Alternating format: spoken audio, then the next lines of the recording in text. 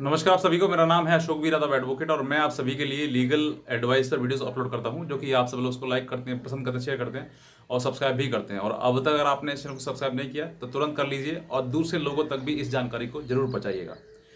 आज हम बात करते हैं सबसे ज़्यादा जब एक पत्नी अपने पति और पति के परिवार पर सेक्शन 498A का केस करती है, तो उसमें सबसे ज़्यादा जो सवाल दिमाग में प्रतीत होता है वो ये होता है कि पता नहीं इसमें जेल नहीं जाना पड़ जाएगा, मेरे परिवार को तो कहीं जेल नहीं जाना पड़ जाएगा, या जमानत होगी तो कैसे होगी।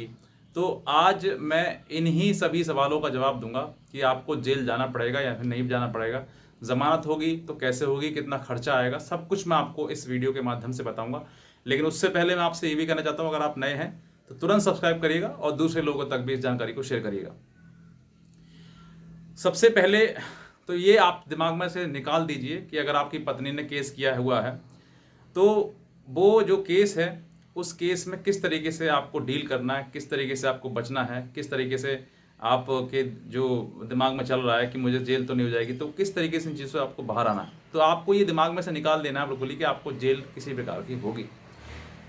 बहुत ही रेयर कंडीशन में, मतलब रेयर का मतलब कि आप बहुत ही मतलब ऐसी परिस्थिति हो जाएंगी कि जहाँ पर कोई आपसे कोई गलती हो गई है, बेवकूफ़ी हो गई है आपसे, ठीक है, आपने जानबूझ के आप जेल चले गए हैं, या फिर वकील की किसी गलती से आपसे आप जेल चले गए हैं, तभी हो सकता है। अदरवाइज इसमें कोई जेल का कोई भी मतलब अब नहीं है, पहले था एक समय, जिस समय पर अमेंडमेंट हुआ था सेक्शन 498 में, जिसमें कि 498A बना था। ये इसलिए बना था ताकि महिलाओं के साथ किसी प्रकार की घरेलू हिंसा या घर में मारपीट या फिर किसी प्रकार से पति या पति के परिवार द्वारा कोई दहेज की मांग को लेकर टॉर्चर ना किया जाए।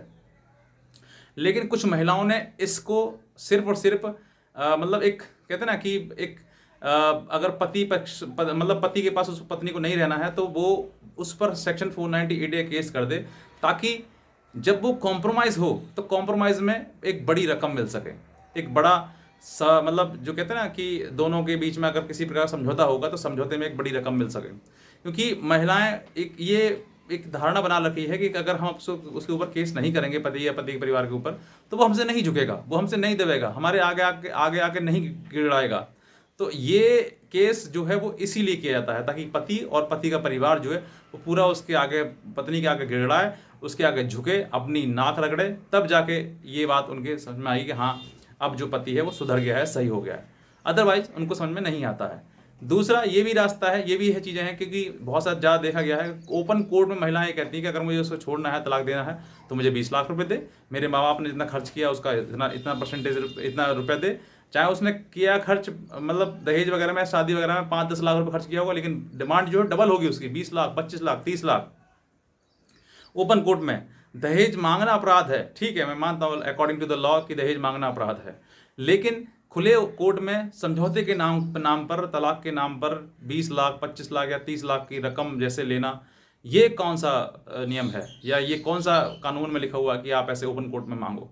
तो बहुत सारी महिलाएं जो मैंने देखा है, मैं सभी के लिए नहीं करना चाहता हूँ, ये आप बात समझ लीजिए कि कुछ महिलाएं हैं सोचती हैं कि सर आपकी, कमेंट भी करते हैं कि सर आप जो है पति को बिगाड़ रहे हैं। मैं किसी को बिगाड़ नहीं रहा हूँ, मैं सच्चाई जो होती है मेरे सामने जो आती चीज़ें मैं प्रैक्टिकली इनको देखता हूँ, मैं उनको आपके सामने में रखता हूँ। और बहुत सारे ऐसे पुरुष हैं जो कमेंट भी करते हैं। मैं आपसे भी गुजारिश करता हूँ कि अगर आपके साथ में ऐसी कोई चीज़ है तो आप भी कमेंट करके बताइएगा, और जो महिलाएं कमेंट करती हैं उनके कमेंट पर रिप्लाई दे दीजिएगा, ताकि उनको भी पता लग सके कि हाँ वाकई महिलाएं जो हैं आज के टाइम में पति के साथ में गलत कर रही हैं, जिसकी वजह से पति बहुत ज़्यादा परेशान है और वो एक नया अपना रास्ता बना लेते हैं कि अब मुझे इस दुनिया में जीना ही नहीं है। क्योंकि अकेले जीवन काटना अपने आप में एक सज़ा है। पत्नियां ये नहीं सोचती हैं कि मैंने मतलब मैं ये केस करके उसको सजा तो दे ही रही हूँ, साथ साथ में अगर मैं उसको उसको छोड़ दिया, उससे अपने आप से अलग कर दिया, मैं मायके में आकर रह रही हूँ, वो अपने घर पर रह रहा है, तो वो भी एक अपने आप में पनिशमेंट है, अपने आप में एक सज़ा है। ये बात पत्नी भी समझती है, ये पति भी समझता है, लेकिन पता नहीं उन दोनों के बीच में ऐसी कौन सी झगड़ा है। और झगड़ा क्या है, झगड़ा बस यही है ईगो का, कि मुझे उसके आगे नहीं झुकना है, मुझे उसके आगे नहीं झुकना है। हालांकि अगर पत्नी ये सोच ले कि हाँ चलो ठीक है मैं ही झुक जाती हूँ, तो कहीं पर लड़ाई झगड़ा का कोई मतलब ही नहीं होगा। लेकिन वो झुकती नहीं है, वो और 4-5 केस उस पर करती है कि देखो तुमने नहीं झुके तो मैंने तुम्हें झुकाने के लिए कितने केस तुम्हारे ऊपर कर दिए। तो अब जो है आप अपने दिमाग में से ये चीज़ निकाल दीजिए कि मेरी पत्नी ने 498 केस कर दिया है तो मुझे जेल जाना पड़ेगा, मेरे परिवार को जेल जाना पड़ेगा। ऐसा कुछ नहीं है। आप सीधी बात है कि अगर आप चाहते हैं तो आपके पास दो रास्ते हैं। एक तो ये, अगर आप चाहते हैं कि भाई मेरी पत्नी ने केस कर दिया वो झूठा है, तो आप उसको चैलेंज कर सकते हैं, हाई कोर्ट में ले जा सकते हैं उसको, उस कोर्ट केस को, ताकि आप ये अगर आपके पास सबूत है, एविडेंस है कि मैं इसको फॉल्स डिक्लेयर कर सकता हूँ कि वाकई ये फॉल्स है, तो आप हाई कोर्ट जाके उसको चैलेंज कर सकते हैं और हाई कोर्ट उस आपको रिलीफ जरूर देगा, उसको FIR रिक्वेस्ट कर सकता है और आपको रिलीफ मिल सकता है। ठीक है, एक तो ये रास्ता है। दूसरा, अगर आपको लगता है कि हमारे पास कोई सबूत ही नहीं है, हम मतलब उसने कहा तो है कि झूठ है, ये बात पक्का है, झूठ को कहा है उसने, लेकिन हमारे पास ऐसा कोई सबूत नहीं है, एविडेंस नहीं है कि हम इसको साबित कर सकें, तो आपके पास में नीचे लोअर कोर्ट में भी आपके पास में एक राइट है कि आप अपनी जमानत करा सकते हैं। अब जमानत कराने में कितना खर्चा आएगा, कैसे होगा, ये भी मैं आपको इसी वीडियो में बता देता हूँ कि अगर आप जमानत कराते हैं तो ज़मानत जो है वो सबसे पहले आप 2 भाग में कराएं, यानी कि एक तो ये है कि अपने परिवार की जो फैमिली मेम्बर्स है उनका एक जमानत डलवाएं और पति की है वो अलग डलवाएं, क्योंकि पति का सबसे ज़्यादा रिस्पॉन्सिबिलिटी होती है पत्नी को संभालने की और किसी की नहीं होती है। तो जो एलिगेशन लगते हैं, जो एलिगेशन का भार आता है वो उसके ऊपर ही आता है, पति के ऊपर ही आता है। तो पति की अलग बेल एप्लीकेशन डलवाएं और पेरेंट्स की जो है वो अलग मतलब बेल एप्लीकेशन। तो पेरेंट्स की बेल जो है वो तुरंत आप सबसे पहले पेरेंट्स डलवाएं, पेरेंट्स की एक्सेप्ट हो जाती है।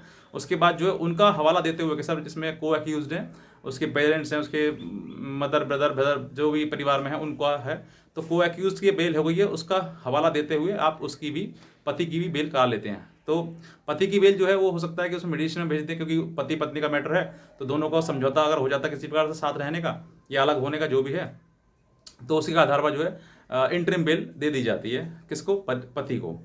और उसके बाद जो है आपको 2 जमानती एक पर एक हेड देते हैं, यूपी में ऐसा होता है, और दिल्ली में एक चलता है, एक एक्यूज तो एक उसके पास जमानती। तो ये चीज़ है।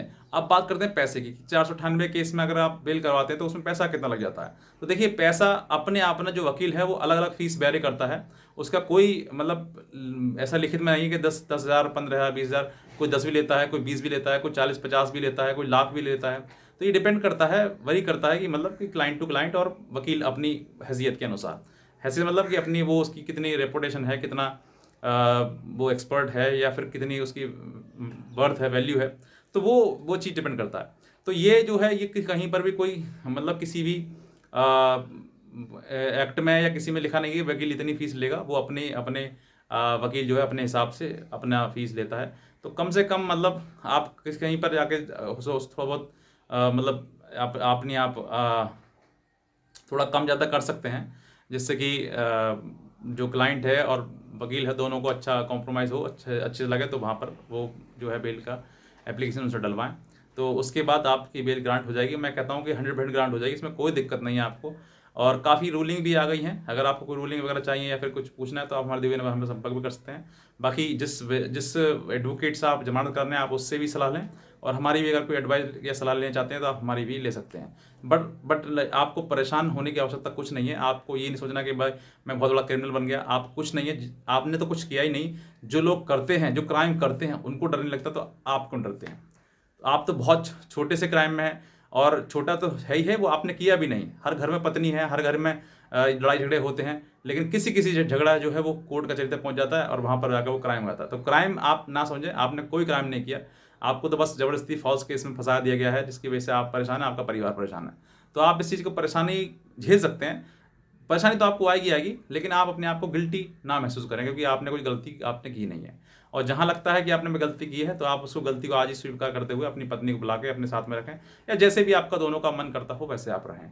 तो बस मैं इतना कहना चाहूँगा। बाकी लड़ाई झगड़े में आप कुछ नहीं रखा, सिर्फ तारीफ और टाइम बर्बाद, पैसा बर्बाद, वही चीज़ मिलेगा आपको, और कुछ नहीं है।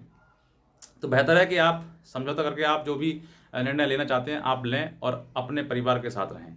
तो बस मैं इतना कहना चाहूँगा। बाकी आज की वीडियो में आपसे भी बहुत धन्यवाद।